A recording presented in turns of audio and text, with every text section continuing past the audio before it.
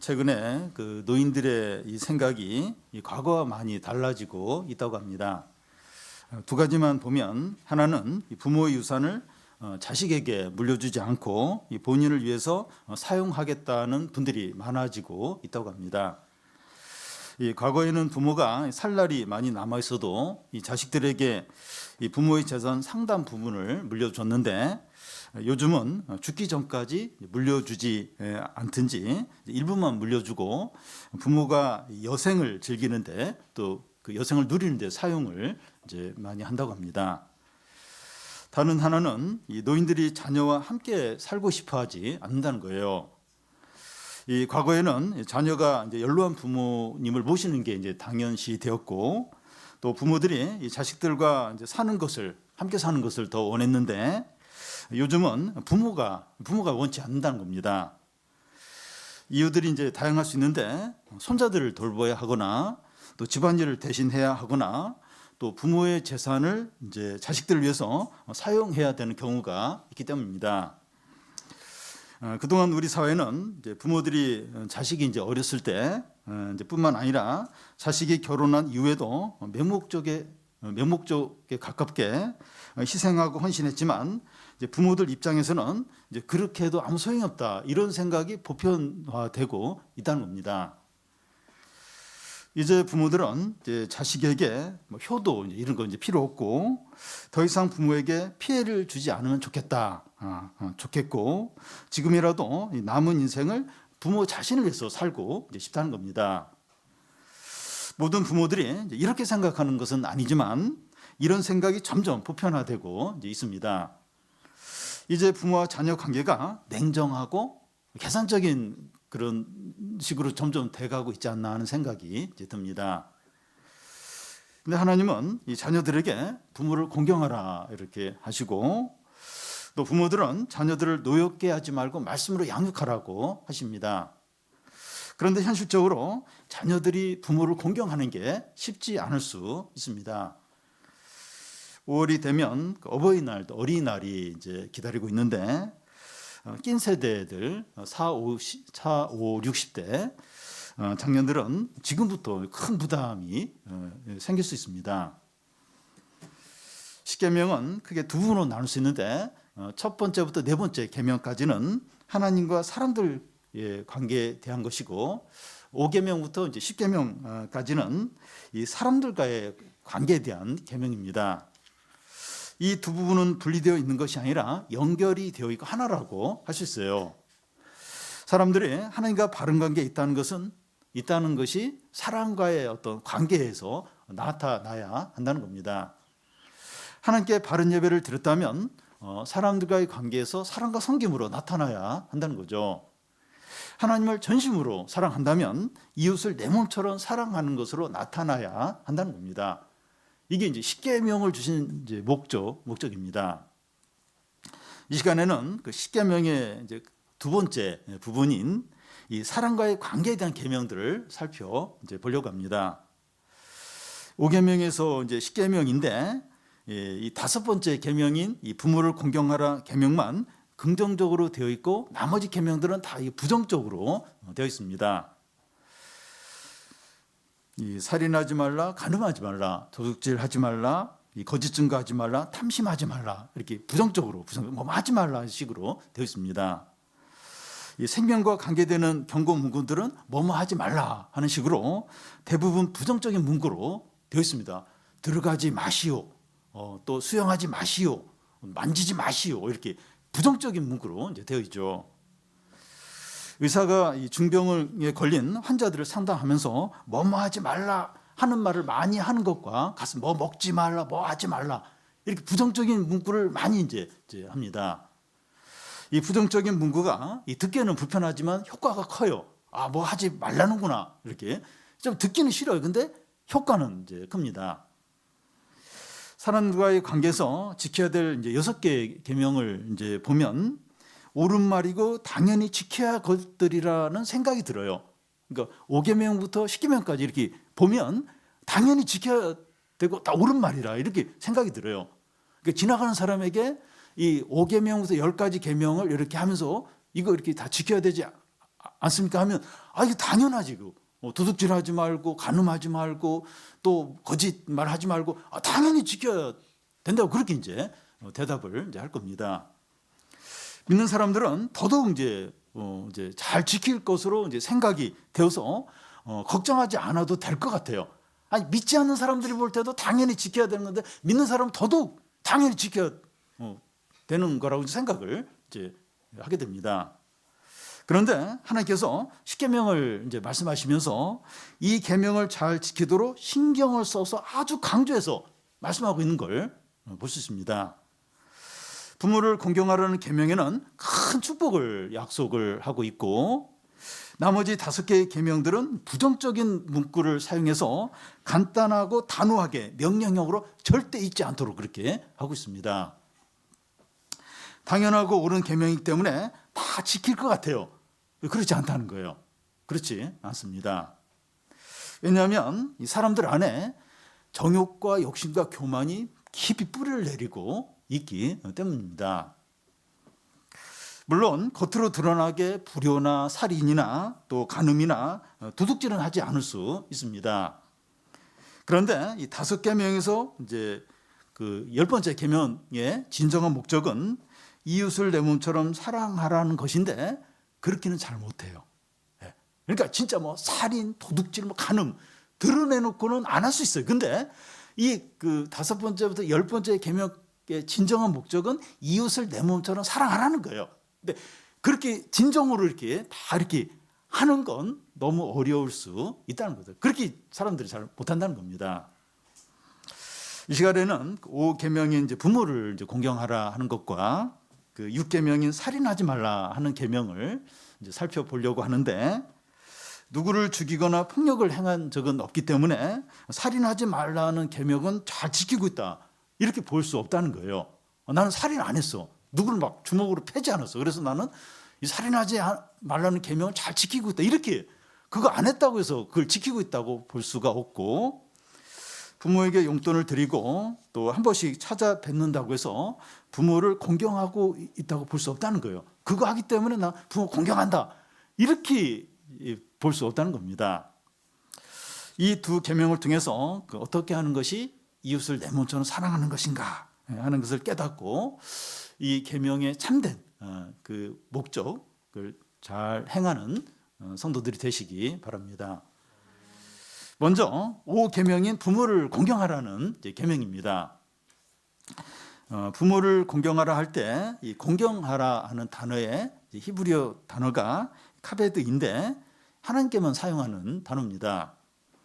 이 카베드라는 단어가 사람과의 관계에서 사용하는 유일한 경우가 여기 부모를 공경하라 여기서만 이 단어를 하나님께 사용하는 단어를 여기서만 사용합니다.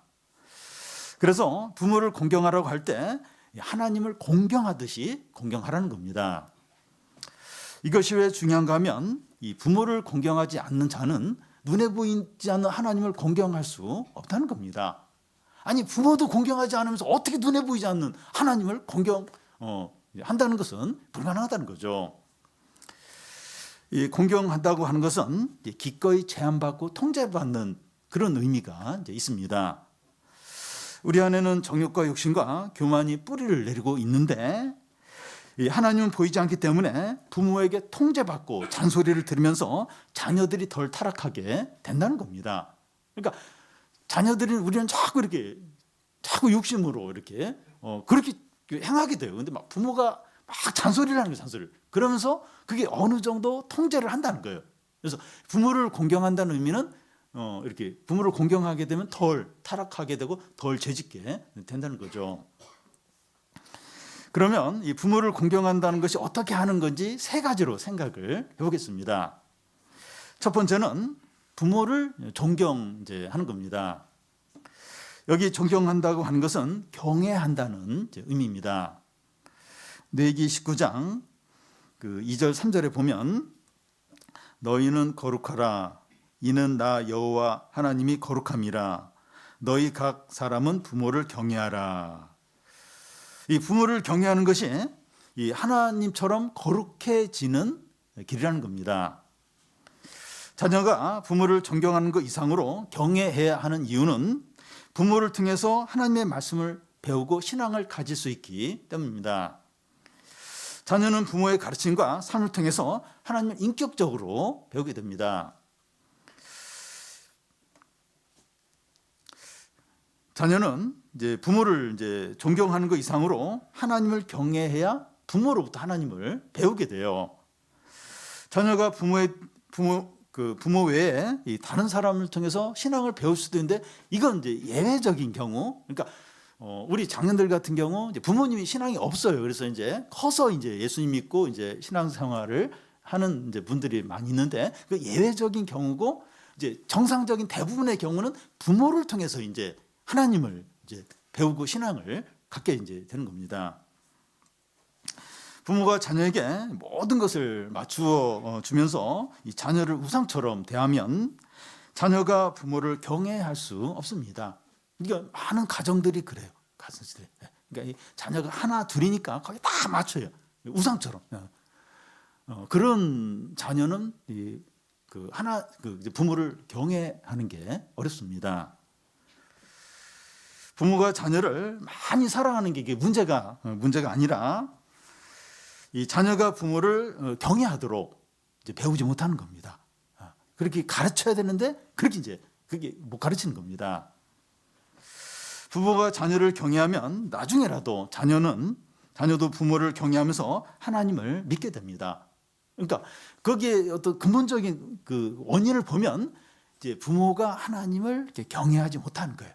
그렇기 때문에 이제 자녀를 우상처럼 그렇게 이렇게 자녀를 대하고, 그러면 그 자녀도 부모를 경외하지 못하게 되고 하나님을 믿지 못하게 되는 겁니다.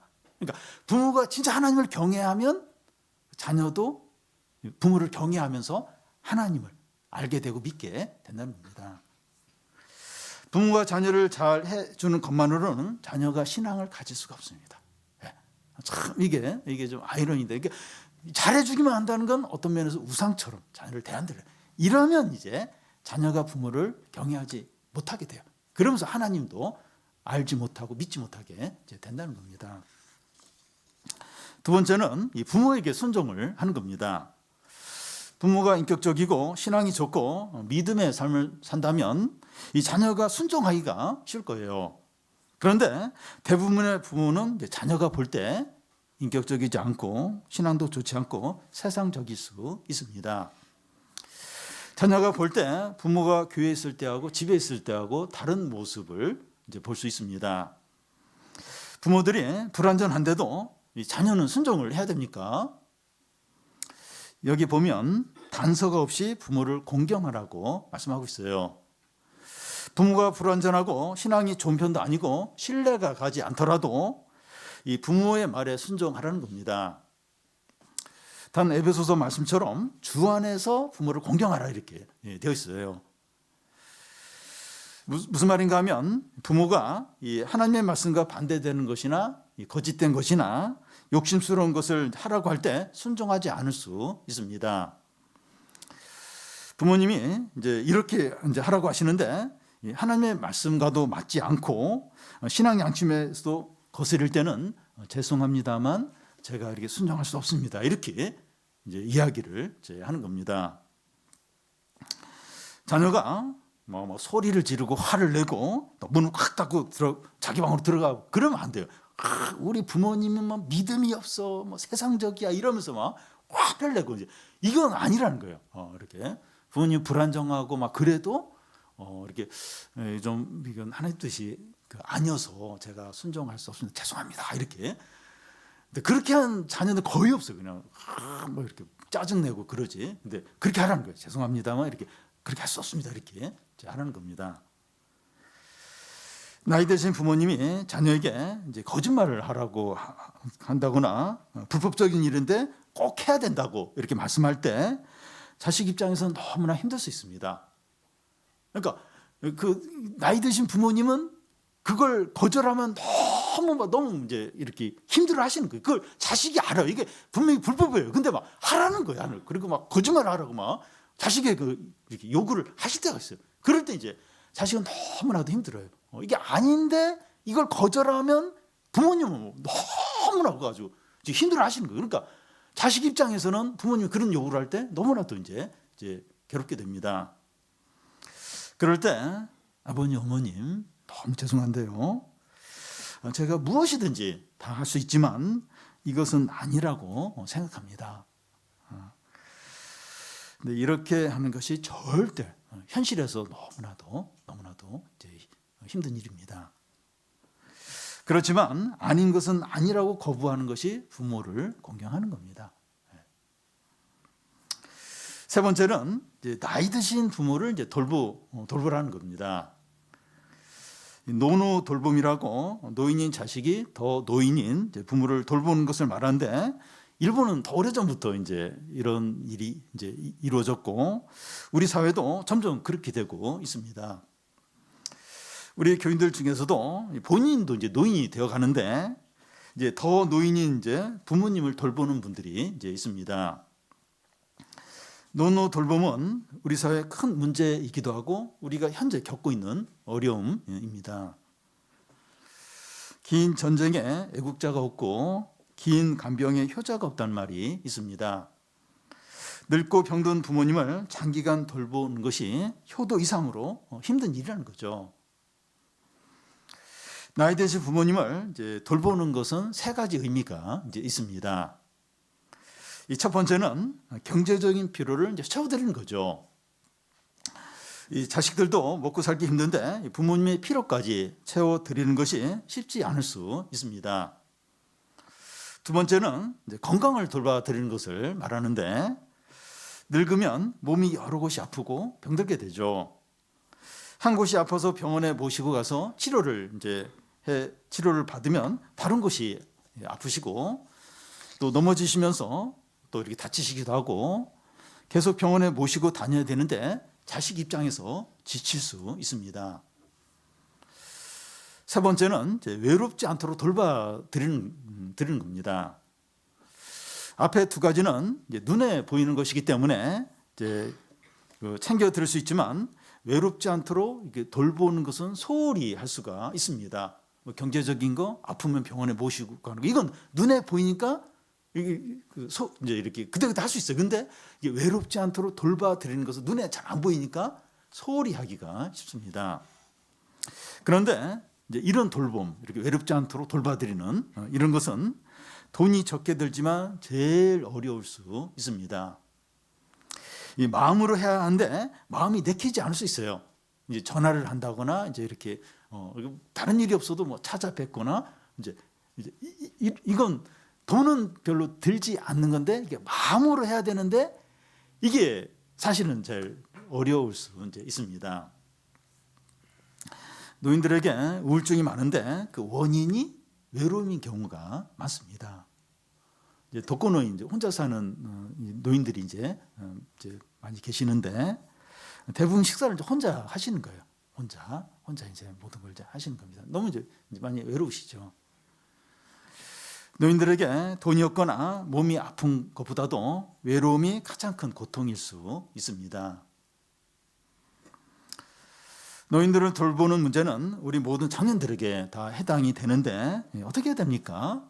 지금 이렇게 하고 계시기도 하고 또 곧 이제 이렇게 닥치기도 하고 이분 어떻게 해야 됩니까? 부모님이 고집을 부리시고 자식이 옳은 말도 듣지 않으셔서 자식들이 많이 이제 지쳐 있고 힘들 수 있어요. 치매까지 이제 오셔서 자식에게 상처 주는 말을 거침없이 반복해서 하시는 경우도 있습니다. 그래서 이제 이런 부분이 많이 힘든데, 근데 하나님은 이제 이런 그 상황에 대해서 아무런 단서도 달지 않고 부모를 공경하라 이렇게 하십니다. 그러니까 여러 상황들이 있어요. 여러 어려운 상황이 있는데 이런 경우 저런 경우 이렇게 그런 단서를 달지 않고 그냥 부모를 공경하라 이렇게만 하십니다. 이것이 옳고 하나님의 뜻이라는 거예요. 부모를 공경하는 건 이게 옳은 거라는, 그리고 하나님의 뜻이라는 겁니다. 한 예를 들겠는데요. 새 중에 이제 황새가 있는데, 황새는 늙은 부모 황새를 자식 황새가 먹을 것을 이제 날라다 준다는 거예요. 황새는 이제 그렇게 늙은 황새, 그 부모 황새를 이렇게 좀 더 그 자식 황새가 이렇게 먹여 살린다는 겁니다. 새도 자기 부모를 돌볼 줄 아는데 사람은 더더욱 그러해야 한다는 거죠. 부모가 우리를 낳으셨고 우리를 양육을 하셨습니다. 자라는 과정에서 부모로부터 상처와 아픔이 있더라도 지금 우리가 이렇게 우리 된 것은 부모가 많은 희생과 수고를 하셨기 때문입니다. 그런데 지금 우리 부모는 늙고 병들고 약해져 있습니다. 전에는 막 그렇게 하여튼 건강하고 막 소리도 지르시고 우리를 뭐 때리기도 하고 막 그러셨는데 어느 순간에 이렇게 늙고 약해지고 이렇게 병든 그런 가운데 계십니다. 시간이 지날수록 우리 자식들의 돌봄과 관심과 사랑을 필요로 이제 하고 있습니다.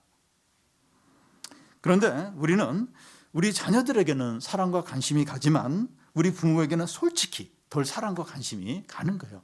사랑은 내리사랑이라고 우리 자식에게는 이제 관심과 사랑이 막 가는데 우리 부모에게는 이 관심과 사랑이 잘 안 가는, 솔직히 이제 그런 상태입니다. 그래서 나이 드신 부모를 돌보는 게 어려운 거예요. 어려운 겁니다. 또 어르신이 또 부모님이 또 말도 잘 안 듣는 경우가 있어요. 이렇게 하라면 안 듣으세요. 그리고 고집을 부리시고 막 그러니까 더 막 이렇게 마음 상하기도 하고. 그러니까 자식은 뭐 말 안 들어도 내 자식이니까 이렇게 품어요. 근데 부모님은 힘든 거예요. 나이도 드시고 다 아실 만한 분이 막 그렇게 고집을 부리시고 막 뭐 그러실 때가 있으니까 자식 입장에서는 이제 너무 이제 이렇게 힘들 때가 있는 겁니다. 그래서 하나님은 이제 부모를 이제 공경하라고만 이렇게 말씀하지 않고 큰 상을 약속하고 계십니다. 그러니까 10계명 중에 요 계명만 이제 큰 상을 이렇게 약속을 하고 있습니다. 10계명 중에서 이제 부모를 공경하는 이게 제일 어떤 힘들고 어려우니까 이게 큰 상을 하나님이 약속을 하고 계신다고 생각됩니다. 어떤 상인가 하면 그 16절 중간에 보면 내 하나님 여호와가 내게 준 땅에서 내 생명이 길고 복을 누리게 된다는 거예요. 이스라엘 백성들이 가나안에 들어가서 부모를 공경하면 적과 꿀이 흐르는 약속의 땅에서 오래오래 살고 하나님의 큰 축복을 누리게 된다는 겁니다. 부모를 공경하는 것이 옳은 것이니까 당연히 해야 할 일이지만 은혜와 선물과 모든 좋은 것을 주신다는 거예요. 그렇게 하면 이렇게 은혜, 축복, 모든 좋은 것을 오래오래 누리도록 주신다는 겁니다. 현재 우리는 나이 드시고 병든 부모님을 돌보는 것이 힘들고 자녀들은 부모에게 순종하고 경외하는 것이 어려울 수 있습니다. 다른 것은 다 하겠는데 부모와 관계되는 건 도저히 못하겠다. 이런 분들이 있을 수 있어요. 우리에게는 이 부모를 공경하지 않을 이유들이 여러 가지 있을 수 있습니다. 내가 뭐 그러고 싶지 않아서가 아니라 우리 부모님이 어떤 분이 아시냐 이러면서 공경할 수 없는 이유들이 여러 가지 진짜 심각한 그런 이유들이 있을 수 있습니다. 그럼에도 내 부모를 공경하면 내가 하는 일이 잘 되고 모든 축복을 주신다는 겁니다. 요 부모 공경하는 여기에만 하나님 이런 약속을 해요.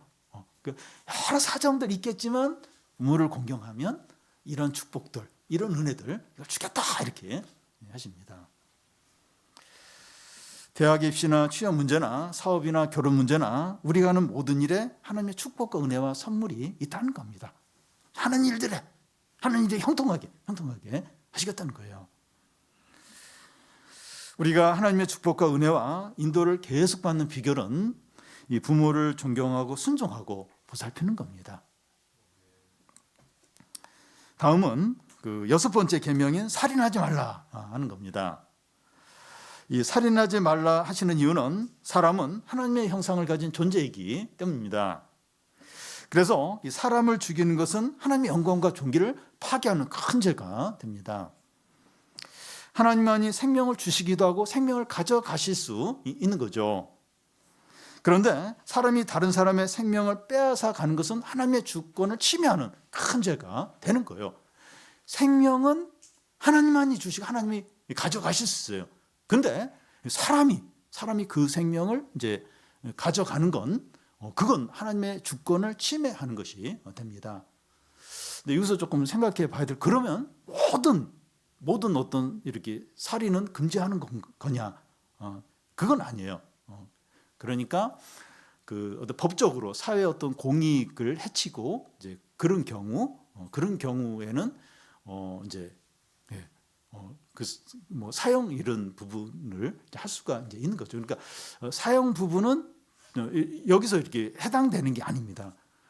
전에 그랬다고 해요. 미국에서 사형수들 5명이 나와서 이렇게 사형제도를 폐지해야 된다 이러면서 요 계명, 살인하지 말라 요하면서 막 이제 이걸 하면서 이제 사형제도 없애야 된다, 그런 어떤 주장을 했다고 해요. 근데 자기는 이제 이렇게 살인한 건 괜찮고 사회적인 법에 의해서 자기는 사형받는 건 안 되고, 그건 이제 말이 안 되는 거죠. 그러니까 이제 법적인 어떤 공익 그런 차원에서 이제 어떤 살인 그것도 하면 안 된다, 그걸 얘기하는 건 아니라는 겁니다.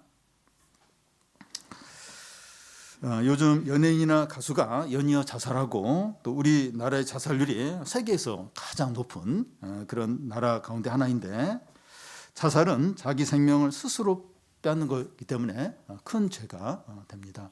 내가 내 생명, 그게 아니라는 거예요. 이게 큰 죄가 된다는 겁니다. 그러면 이 살인하지 말라는 계명은 우리가 다른 사람을 죽이지만 않으면 이 계명을 지키는 것이냐 하는 겁니다. 예수님 당시에 유대인들은 그렇게 생각을 했습니다.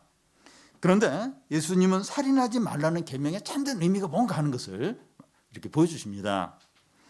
마태복음 5장 22절을 보면, 형제에게 노하는 자마다 심판을 받게 되고 형제에 대해서 나가라 하는 자는 공에 잡혀가게 되고 미련한 놈이라 하는 자는 지옥불에 들어가게 된다는 겁니다. 이 화를 내는 자마다 심판을 받게 되고, 또 여기서 또 나가라고 하는 자는 욕인데 욕을 하는 자마다 공에 잡히게 되고, 이 미련한 놈이라 하는데 남을 무시하는 자도 지옥불에 던져지게 된다는 겁니다. 분노하고 욕을 하고 미련한 놈, 돌대가리, 바보, 멍청이, 쓰레기, 이런 말을 해도 살인하는 것과 같다는 거예요. 이런 것들은 이제 마음으로 살인하는 것인데, 마음으로 살인죄를 지은 자도 형벌을 받게 된다는 겁니다. 실제로 살인하거나 실제로 누굴 때리거나 그렇게 하지 않더라도 말로 아유 멍청이, 쓰레기, 이렇게 이제 이런 식으로 이제 말을 하는 거, 그것도 이제 하나님 앞에서는 살인죄에 해당이 된다는 거예요. 왜냐하면 사람은 하나님의 형상으로 창조된 그런 존재인데 그걸 막 무시하고 멸시하고 이런 건 이제 큰 죄가 된다는 거죠.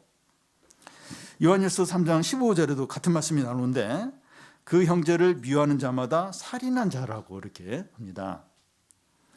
우리가 누군가 너무 미우면 교통사고 나면 좋겠다, 집에 불이 나서 다 타면 좋겠다, 사업이 망했으면 좋겠다, 시험에 떨어졌으면 좋겠다, 중병에 걸렸으면 좋겠다 하는 생각을 속으로 이렇게 할 수 있는데, 하나님 앞에서 이미 살인한 것과 같다는 겁니다.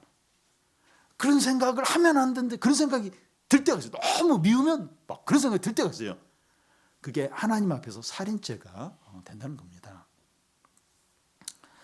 우리가 누군가를 죽이지 않고 폭력을 행하지 않았더라도 화를 쏟아내거나 욕을 하거나 무시하는 말을 하거나 문자 메시지로 저주하는 말을 이렇게 보내는 것이 살인하는 게 된다는 겁니다.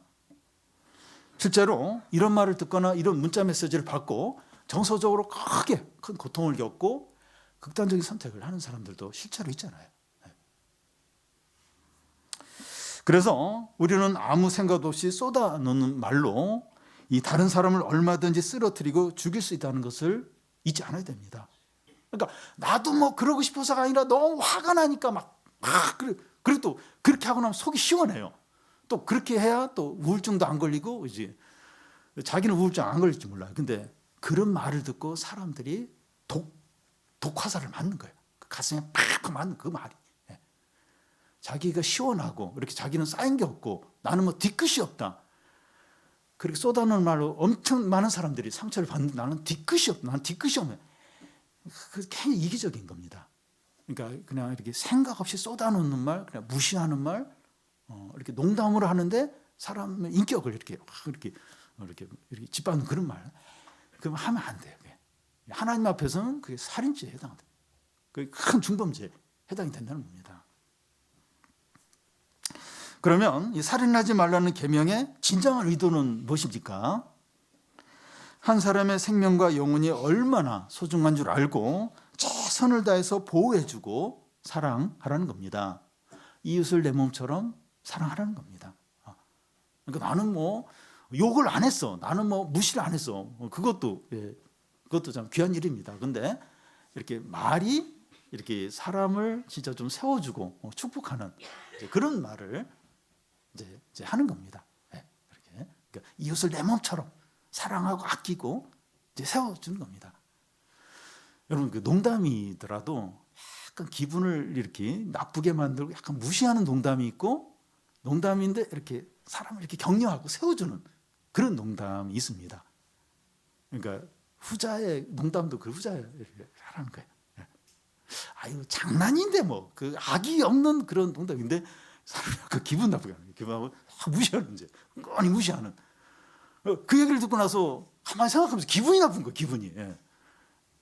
그러니까 이 말이 사람의 인격체이기 때문에 이렇게 말을 이제 이렇게 좀 사람을 살리고 세우고 존귀케 하고, 그러니까 항상 열등감이 있고 이렇게 막 그랬던 사람이 어떤 그런 이렇게 자기를 세워주고 인정하는 그런 어떤 농담 같은 이제 이렇게 그런 말을 듣고 막 이제 이렇게 힘이 생기는 거예요.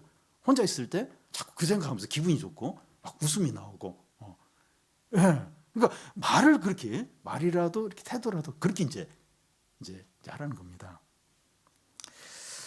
여러분, 우리는 이 살인하지 말라는 계명을 생각하면서 다른 사람을 죽이지 않았고, 때리지 않았고, 괴롭히지 않았고, 욕을 하지 않았고, 미워하지 않았기 때문에 이 계명을 잘 지키고 있다, 이렇게 생각하지 않아야 됩니다. 물론 이렇게 하지 않는 것도 필요하죠. 그런데 우리는 더 나아가야 돼요. 더 나아가서 어떻게 하면 가족과 이웃과 교인들과 학교 친구들과 직장 사람들을 내 몸처럼 사랑하고 그들의 안전과 행복과 유익을 위해서 수고할 수 있을까, 이런 생각을 해야 됩니다. 그러니까 이렇게 우월감에 있는 사람보다 열등감에 있는 사람이 훨씬 더 많아요. 자신감 있는 사람보다 위축이 되어 있는 사람들이 훨씬 더 많습니다. 그래서 어떻게 우리 가까이 있는 사람, 내가 만나는 사람들을 어떻게 하면 이렇게 세워주고, 어떻게 하면 이렇게 살려주고, 어떻게 하면 힘을 얻고, 어떻게 하면 좀 용기를 갖게 해줄 수 있을까? 말이든지 뭐 어떤 태도든지 이렇게 나의 어떤 행동을 통해서 그런 생각을 이렇게 하는 거죠. 이게 이제 살인하지 말라 하는 진짜 목적이에요. 나는 그래도 착한 사람이, 내가 뭐 이렇게 뭐 누구를 심하게 한 적도 없고, 물론 이제 그것도 필요해요. 이렇게 잘 참고, 근데 그 이상으로 이제 해야 된다는 거죠. 우리는 어떻게 이렇게 할 수 있습니까? 나도 이제 힘든데, 화가 나는데, 나도 막 지금 정서적으로 막 불안하고 이런데 어떻게 이렇게 할 수 있습니까? 우리의 능력이나 의지나 성품으로 안 돼요. 안 됩니다. 안 돼요. 일시적으로 우리가 기분이 좋거나 상대방이 우리에게 잘해줄 때는 가능하지만, 상황이나 기분이 달라지면 돌변을 해요. 아주 작은 거죠. 마음이 상하면서 막 말이 막 이렇게 거칠게 나오기가 쉽습니다. 우리가 경험한 하나님의 은혜와 사랑으로 가능해요. 우리가 누리고 있는 하나님의 은혜와 사랑으로만 가능합니다. 그래서 우리가 구할 것은 우리 안에 영원히 샘솟는 성령입니다. 여러분, 그 표현이 그렇잖아요. 여기 그 요한복음 4장 우리 같이 봤는데, 이렇게 영원히 샘솟는 생수, 계속 샘솟는. 그러니까 이렇게 고여 있는 걸로는 안 된다는 거예요. 계속 이렇게 매일매일 이렇게 이 성령이 샘솟아야 한다는 거예요. 그래야 이제 바닥이 안 나고 계속해서 이렇게 사랑하고 또 용납하고 섬기고 또 좋은 말을 하고 또 이렇게 막 거친 말, 막 욕이 나오려고 할 때 이렇게 그걸 참고, 계속 샘솟아요. 그러니까 계속 구해야 돼요. 계속 이렇게 성령이 내 안에서 샘솟도록. 그게 우리에게 필요하지. 전에 이렇게 며칠 전에 은혜 받았던 거 이렇게 그걸로 이렇게 그걸로는 금방 바닥이 나게 되죠. 우리가 성령 충만할 때 하나님의 사랑과 은혜로 이 가족과 이웃을 내 몸처럼 사랑하고 부모를 공경하게 됩니다. 연로하시고 병들고 고집이 더 세지시고 또 치매 증상까지 있으신 부모님을 인내하며 끝까지 섬길 수 있는 거죠. 이 은혜와 이 샘솟는 이 성령을 통해서 이렇게 끝까지 인내하면서 이제 섬길 수 있는 겁니다. 우리는 정욕과 욕심과 교만으로 가득한 죄인인 걸 인정해야 됩니다. 근데 본질이 그래, 본질이. 신앙생활을 잘해도 이렇게 믿음이 좋아도 이 정욕과 욕심과 교만이 가득합니다. 우리는 그런 죄인이에요. 이걸 인정하고 성령이 넘치도록 간절히 이렇게 성령으로 이렇게 압도되도록 그 방법밖에 없어요. 그 방법에 항상 성령을 구하고 의지해야 됩니다. 이 시간 우리가 부모를 공경해서 하나님의 축복을 평생도록 받고 이웃을 내 몸처럼 사랑해서 사람을 살리고 구원하는 은혜가 넘치기를 바랍니다.